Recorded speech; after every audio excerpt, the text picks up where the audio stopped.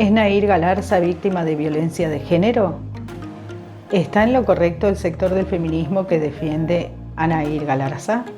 ¿Sabés cuáles son los indicadores de una relación de la cual te tenés que alejar? Hace unos días estuvo de nuevo en el ojo público Nahir Galarza debido a que salió a la luz una antigua denuncia que ella hizo por una violación grupal. Aparentemente esta causa quedó cajoneada, pero no se especifican detalles sobre el motivo.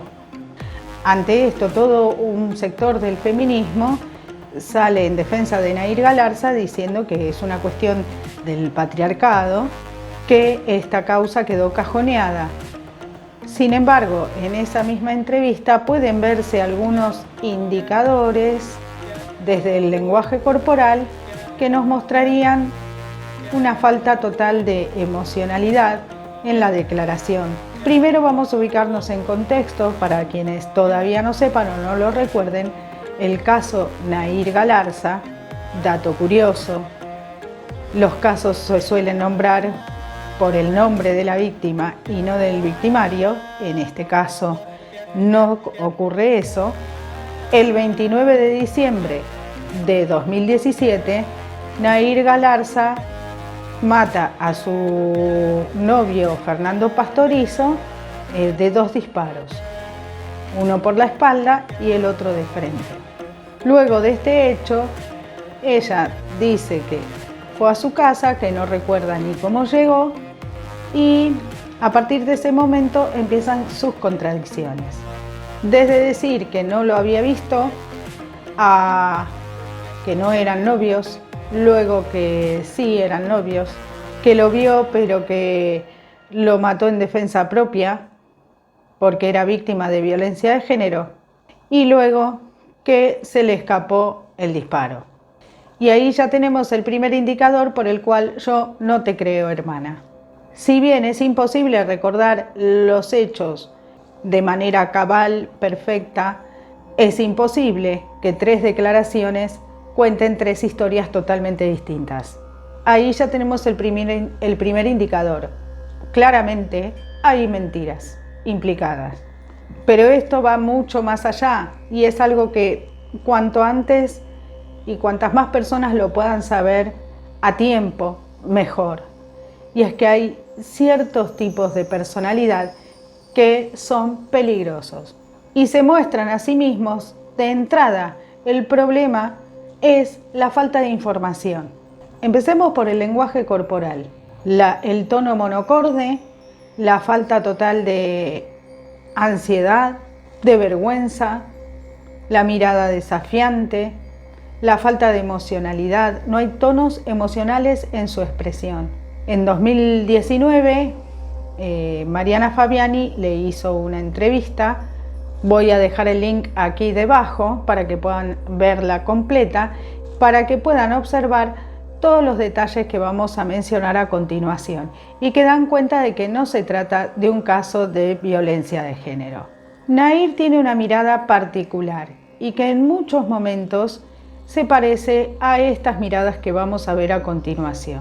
Esta mirada se caracteriza por tener el párpado caído, pero no esta parte del párpado, sino el párpado móvil caído. Cuando una persona común quiere hacer eso, inevitablemente el párpado inferior asciende, quedando los ojos entornados.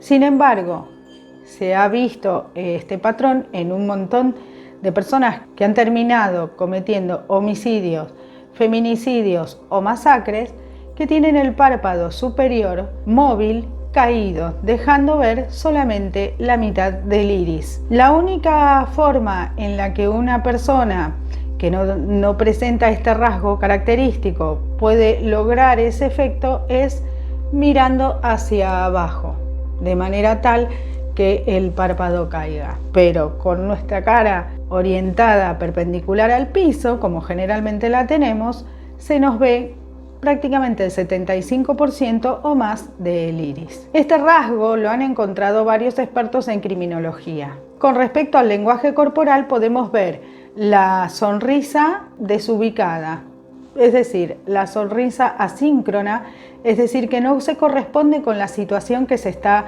viviendo, no se corresponde con el tema del que se está hablando. ¿Hubiera sido lo contrario? Quizás no, quizás vos disparabas para defenderte de Fernando y Fernando encontraba la muerte también, pero no hubiera sido por la espalda.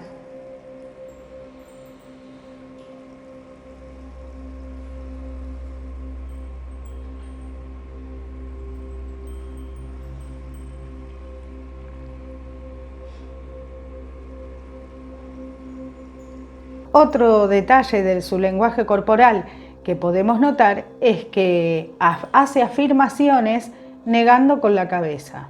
Mientras afirma, niega con la cabeza. También oculta los labios y son microexpresiones que tienen que ver con ocultar información. Hay dos motivos por los cuales aparece esta sonrisa asíncrona. La sonrisa asíncrona puede aparecer por una satisfacción interior que tiene que ver con algo que se está recordando y que no tiene que ver con el contexto que se está viviendo, o en el caso de los psicópatas es que sienten una satisfacción muy grande cuando están contando una flagrante mentira y observan en el lenguaje corporal de su interlocutor que el interlocutor les está creyendo esa mentira.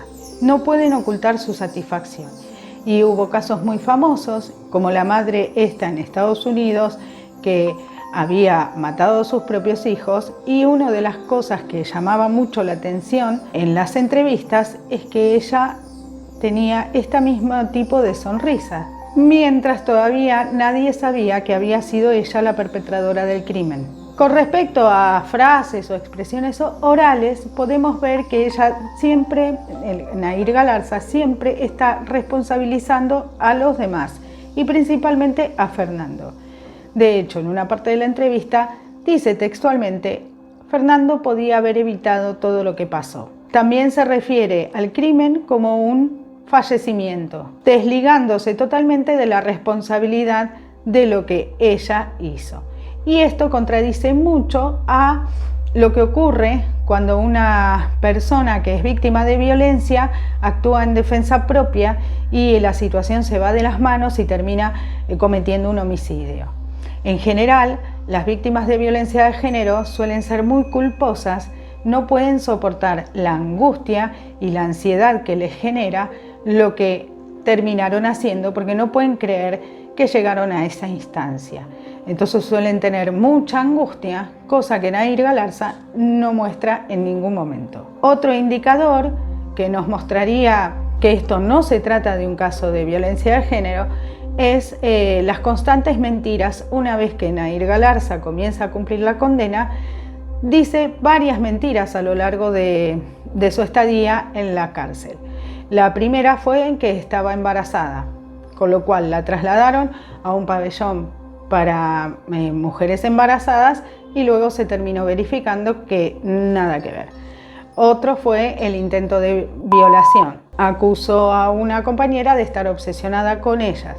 Las personas con trastorno de personalidad narcisista suelen creer que todo el mundo las envidia, que todo el mundo se obsesiona con ellas. Con lo cual no es casual que ella haya acusado a una compañera de robarle su ropa interior y obsesionarse con ella e intentar... Otro indicador súper preocupante en la entrevista es que hay un momento en el cual Mariana Fabiani le dice que muchas personas suponían que el verdadero perpetrador del crimen fue su papá y que ella estaba ocupando el lugar de su papá para protegerlo. Yo te doy 2 segundos para que pienses qué hubieses respondido vos en esa situación. Pues lo que dice Nahir en ese momento y con una media sonrisa es: muchos dicen, sabes, que vos por proteger a tu papá terminaste perjudicándote en esta causa. ¿Pasó eso? Y la verdad que yo por mi papá haría cualquier cosa.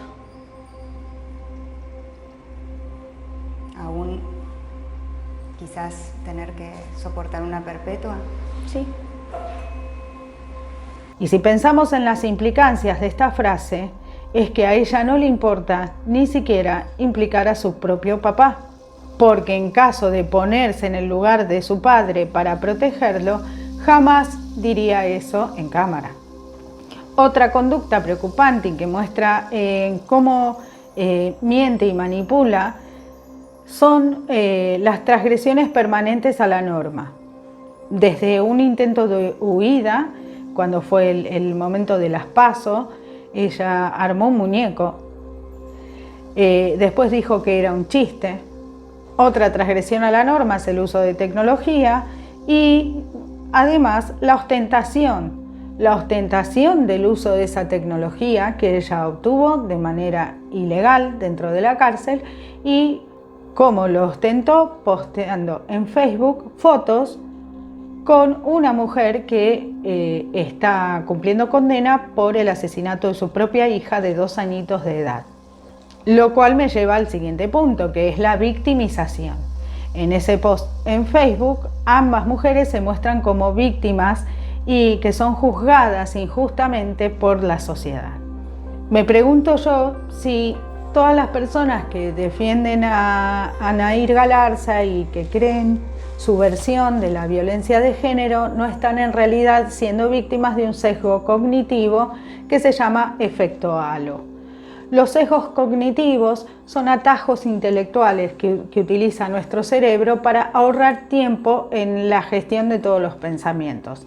Entonces, por ejemplo, el sesgo de confirmación tiene que ver con encontrar información que no hace más que reforzar lo que yo ya creía previamente, aunque un texto que esté leyendo o una película que estoy viendo no contenga esa información. Es una habilidad que tiene nuestra mente de filtrar la información que estamos recibiendo y de codificarla, digamos, de la manera que nos conviene. Eso se llama sesgo de confirmación. En el caso del efecto halo, solemos confiar más en las personas que ya conocemos previamente o cuya apariencia corporal coincida con los cánones de belleza hegemónicos reinantes en ese contexto determinado. Nada, solo es una breve reflexión. ¿Será un caso de efecto halo masivo? ¿Le creemos porque es rubia, blanca, belleza hegemónica, etcétera? Si no, te hago la pregunta de otra manera. ¿Le hubieses creído a Nair si hubiese sido morochita, con sobrepeso, acné, ojos rasgados? El mundo no se divide en buenos y malos, y eso es verdad. Afortunadamente, la gran mayoría de los seres humanos son bellísimas personas, con más o menos problemas, con más o menos defectos de carácter, pero en general las personas son buenas. Pero hay un 2% de la población, un 2%, 2 de cada 100, es mucha gente en un país. Mucha gente hace la cuenta, que sí son malos. La psicología los llama psicópatas. Si a estos seres les sumamos las personas con trastornos de personalidad narcisista, y estoy hablando del trastorno del narcisismo maligno, el narcisismo patológico, llegaríamos hasta un 12% de personas que pueden ser potencialmente peligrosas y de las que deberíamos rehuir. Y esta es la información que me interesa transmitir. Es simplemente que podamos detectar algunas características lo más a tiempo posible. ¿Cuáles son esas características? Bueno, encanto superficial, debido a que estas personas no tienen miedo al rechazo, ni vergüenza, ni ansiedad social, entonces suelen ser personas muy encantadoras a simple vista, por lo cual generan un efecto de alma gemelización instantánea. Dice Iñaki Viñuel, las almas gemelas existen, los psicólogos las llaman psicópatas. Tienden a mentir y no sienten ningún remordimiento. Falta de responsabilidad, siempre responsabilizan a los demás de sus acciones y de las consecuencias de sus acciones. pude hacer, de no haber hablado antes, de no haber contado lo que me estaba pasando. Sí me siento responsable de haber pasado por alto cosas tan importantes, pero yo creo que fue porque en el momento no tenía noción de la gravedad de las cosas. Suelen tener un estilo de vida parasitario. Aunque trabajen, siempre están sacando ventaja de alguien. Se aburren fácilmente y suelen dejar los proyectos por la mitad, suelen dejar los proyectos inconclusos y cambiar a otra cosa. Usan la triangulación como método de evaluación de la otra persona, convirtiendo a su pareja en una especie de detective, con lo cual incluso puede quedar como una persona que celotípica, como una persona que está enferma de celos, cuando en realidad es el psicópata el que está triangulando fríamente y en privado para generar en el otro esa sensación. ¿Cómo es el ciclo de una relación abusiva, de un vínculo abusivo y no necesariamente solo de pareja? Puede ser incluso una amistad, una relación laboral o familiar. La primera fase del ciclo de una relación abusiva es el love bombing, el bombardeo de amor, el halago desmesurado. Esta estrategia se usa incluso en las sectas y en los círculos supuestamente empresariales donde se estafa a las personas. Todo es maravilloso, todo es hermoso y vos sos un ser especial, etcétera, etcétera.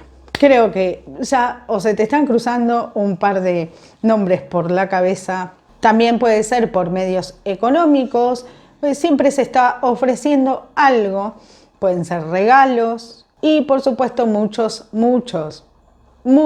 y exagerados halagos. ¿Cuál es la señal de alarma? Si el otro no te conoce lo suficiente, ¿cómo puedes saber cuán maravilloso sos? Si te conoce hace una semana o hace un mes, ¿cómo puede ser que sepa que sos una persona muy inteligente o muy sensata o muy honesta? Esas cosas se van construyendo con el tiempo. Los vínculos se construyen gradualmente. Eso es una herramienta súper importante de entender para no caer en la estrategia del love bombing. Una vez que la víctima quedó obnubilada por el love bombing, viene la fase de devaluación. La devaluación suele empezar primero con microdevaluaciones. ¿Qué es una microdevaluación? Un supuesto halago que esconde una crítica. Son halagos que te dejan pensando. ¿En realidad qué me quiso decir? ¿Me dijo que estaba lindo o que estaba gorda? ¿Me dijo que soy inteligente o que soy una obsesiva? Son esos halagos donde, a diferencia del feedback, donde reconozco lo positivo, marco aquello a mejorar y vuelvo a reconocer algo positivo, en 3 etapas distintas, en la fase de devaluación hay un halago, hay un doble mensaje. En una sola frase estoy diciendo una cosa y lo contrario. Y eso genera disonancia cognitiva en la víctima. La devaluación va a ir creciendo hasta que directamente ya no se trate de halagos mezclados con insultos o degradaciones o descalificaciones, sino que se va a pasar directamente a la descalificación. Luego de la etapa de la devaluación viene la etapa de descarte, y en la etapa de descarte se utilizan diferentes estrategias. La primera es el descarte cruel, descarado y espantoso, donde el otro se queda sin entender nada, qué fue lo que pasó. Simplemente es que el otro descubrió que ya no había nada que depredar en vos. Otra forma es la triangulación. Es el estar comparando permanentemente con otros o generando situaciones que despierten la duda, la incertidumbre, los celos en la víctima. Luego del descarte, al tiempo, puede aparecer la cuarta fase, que es el hoovering. ¿Qué es el hoovering? Aspiradora. Para el hoovering hay distintas estrategias. Una es el pity play, el juego de la piedad. El psicópata vuelve arrepentido, vuelve en la quiebra o está enfermo. Es el juego de la piedad. Se victimiza y pide perdón. La única intención que tiene es seguir depredando. ¿Depredando qué? Tus emociones. tu desgaste lo alimenta. Y eso puede ser una nueva fase de love bombing y luego el ciclo empieza de nuevo y empiezan la devaluación. Durante la devaluación también puede aparecer otra táctica que se llama el gaslighting, la luz de gas. Es decir, que lo viste infragante haciendo algo y te lo niega en la cara, con lo cual la disonancia cognitiva va en aumento. En casos de mayor perversión, incluso llegan a cambiar cosas de lugar a propósito, para que la víctima crea que realmente está enloqueciendo. El término gaslighting se toma de una película de principios del siglo pasado, en la que un hombre se casa con una chica muy adinerada y para quedarse con todos sus bienes la quiere hacer pasar por loca. Y entonces, como en esa época se usaban las luces a gas, las lámparas de gas, este hombre se iba de la casa, entraba por otra casa que había a la vuelta, al piso de arriba, y desde ahí abría la llave de gas para que hubiese una pérdida y las luces bajaran. Y cuando la mujer le preguntaba si alguien había estado usando el gas en la cocina o había prendido las lámparas de otro ambiente, él decía que no, que las luces estaban bien. Es decir, en su propia cara, mientras ella veía que estaba en la penumbra, él le decía que estaba todo perfectamente iluminado. De ahí toma la psicología el término gaslighting, del título de esta película, que es una estrategia de confusión que es muy enloquecedora, por lo cual suele quedar como el malo de la película la víctima, porque se saca de quicio. Y esto me lleva a mi siguiente punto. Los audios de Fernando Pastorizo se pueden interpretar tanto desde el lugar de victimario, la está insultando, como del lugar de víctima. Una víctima de una persona manipuladora suele ser el que se saca de quicio, suele ser el que termina a los gritos porque no le cabe en la cabeza lo que le está pasando. Esta apariencia puede confundirnos. Cuidado acá, no siempre el que está a los gritos reclamando es el victimario. Tengamos cuidado con eso, sea varón, sea mujer, sea cis, sea trans, sea lo que sea, por favor.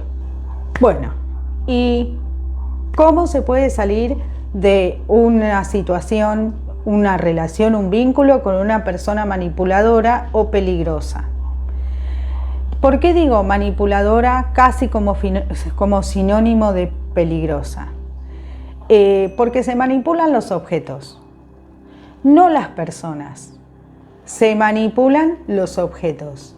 Lo vuelvo a repetir, se manipulan los objetos. Cuando notas que una persona te quiere manipular, esa persona te está mostrando cómo te ve, te está viendo como un objeto. Porque los objetos se pueden romper y cuando se rompen se reemplazan por otros. Así que si alguien te ve como un objeto y te lo está mostrando con sus acciones, creo que ya sabes lo que tenés que hacer. Las estrategias para poder salir, bueno, primero, buscar ayuda terapéutica y en lo posible especializada en el tema. Punto 2. Conseguir el consejo de sabios, aquellas amistades, aquellos vínculos que conocen bien de cerca la situación y que nos van a recordar cuando se dé el fenómeno de la amnesia perversa, motivo por el cual muchas víctimas vuelven con sus perpetradores, es debido a la amnesia perversa. Es que por una cuestión de supervivencia, para evitar estar sufriendo todo el tiempo, llega un momento en que nuestra mente solo recuerda lo bueno. Y ahí, cuando surge esa amnesia perversa, el consejo de sabios, esas personas que conocen de cerca la situación, son las que nos van a recordar todos los horrores que hemos vivido mientras estábamos con esa persona manipuladora y o peligrosa. Otra estrategia, mientras buscamos la ayuda que es necesaria, es la lista o catálogo de horrores. Sí, así lo llama Iñaki Piñuel, el catálogo de horrores, la lista de las cosas horribles que esa persona te hizo. Hay que tenerla a mano, a la vista, para evitar esa amnesia perversa, que es la que te pone vulnerable, la que hace que puedas volver. Y Por supuesto, el contacto cero. Y el contacto cero significa no solo no volver a ver a esa persona, sino no bloquearla de todas las redes sociales, no stalkear sus redes, no mirar, no saber de ella y lamentablemente dejar de lado también a las amistades que tenían en común o a los familiares que tenían en común, porque son lo que se conoce como monos voladores. Es decir, que son esas personas que están obnubiladas todavía por esta persona manipuladora y que son los que van a llevar y traer información perpetuando este ciclo de abuso a la distancia. Y bueno, y ahora yo me permito esta reflexión, sobre todo para mis hermanas feministas. ¿Será algo patriarcal también esto de creer que el hombre es agresivo, malo, perverso y la mujer un tierno angelito, incapaz de hacer el mal? ¿Acaso no es también un acto de misoginia? ¿Acaso no es también subestimar el poder femenino? Si hasta hoy pensabas que la perversión y la maldad son patrimonio masculino, te invito a googlear Madame Bathory, quien todavía no fue superada por ningún asesino serial posterior. Otro punto de esta conclusión es que Judith Butler, en su libro El género en disputa, plantea una crítica bastante interesante al feminismo. Y es que no hemos definido cuál es el sujeto que vamos a defender. Ni siquiera tenemos definido qué sujeto vamos a defender. Con lo cual aparece una ramificación inmensa de distintos feminismos, quienes defienden a Nair Galarza, quienes no la defienden, quienes aceptan a la comunidad trans como mujeres del colectivo feminista, mientras que en España hay un sector del feminismo que las rechaza, y lo que hace que de alguna manera el movimiento feminista tenga esos puntos débiles sobre los cuales estaría bueno debatir, discutir y poder determinar qué sujetos vamos a defender. ¿Vamos a defender a cualquiera solo por el hecho de ser mujer? ¿O vamos a analizar también otras cuestiones? Porque no todo es producto del patriarcado. Hay patologías, como por ejemplo la psicopatía o el trastorno narcisista de la personalidad, que aparentemente existen en cualquier contexto, en cualquier época. Así que estaría bueno empezar a separar, ¿sí?, la paja del trigo, y que podamos discernir bien cuando defendemos a una mujer y cuando la apoyamos. Si lo hacemos con la suficiente información, quizás no defendamos cuestiones indefendibles. Eso es todo por hoy. Espero que sea esta información de utilidad. Me costó bastante hacer este video, di 1000 vueltas para sentarme a hacerlo. Es un tema que por un lado me apasiona y por el otro me genera como mucha tensión, sobre todo hablar de él. Tengo un detalle más para hacer notar sobre esta chica, Nair Galarza.